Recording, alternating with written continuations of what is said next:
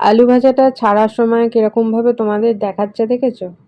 ও এগুলো করতে ভালোবাসে, মানে এরকম ও রান্না করবে, মজা করতে করতে রান্না করবে, আর আমি রান্না করি একদম সিরিয়াস হয়ে রান্না করি, একটুও যাতে এদিক ওদিক না হয়, একটুও যাতে ভুল না হয়। আর তার সঙ্গে আরেকটা হলো যে ওভেন যাতে নোংরা না হয়, আমি কিন্তু আবার এই দিকটা খেয়াল করে একটু রান্না করি। তার কারণ হচ্ছে তারপরে আবার আমাকেই পরিষ্কার করতে হবে ওভেনটা, তো তার জন্য রান্না করতে করতে কিন্তু আমি ওকে বলেছি যে দেখ, এত কিছু রান্না করছি, বাট ওভেনের সামনে যে ওয়ালটা আছে, মানে টাইলসটা আছে, সেটা কিন্তু একটু আমি নোংরা করিনি, গ্যাসটা একটু হয়ে যাচ্ছে, কিছু করার নেই। অ্যাকচুয়ালি এই যে ঝুড়ো আলু ভাজা, মাছের মাথা দিয়ে মুগ ডাল, এগুলো তো আমার জন্য ফার্স্ট টাইম রান্না করছি না আমি, মানে আমি ফার্স্ট টাইম রান্না করছি।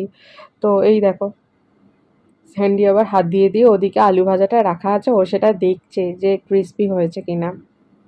তার সঙ্গে আমাকেও বলছে দেখ দেখ দেখ ক্রিস্পি হয়েছে কিনা, ক্রিস্পি হয়েছে কিনা। তো এরকম করছে, তো ও কন্টিনিউ আমার সঙ্গেই দাঁড়িয়ে আছে, গল্প করছে। ও যেহেতু দেখছে যে রান্নাগুলো করতে একটু সময় লাগছে, আর ও ঘরে যদি একা একা বসে বসে মোবাইল ঘাঁটে, তো আমি বোর হয়ে যাব এদিকে। আমি বোর কিছুই হব না, রান্না করার সময় আমি চুপচাপই রান্না করতে ভালোবাসি। ও থাকলে গল্পও হয়, তার সঙ্গে ও আমাকে কাজে অনেকটা হেল্পও করে দেয়, মানে একটু মশলাটা গুলে দেওয়া, একটু বাসনটা মেজে দেওয়া, এরকম এগুলো এত কিছু আহ, ও করে। আর দেখো কত মশা, একটু যেই বৃষ্টি পড়েছে না, মশা ঘুরছে।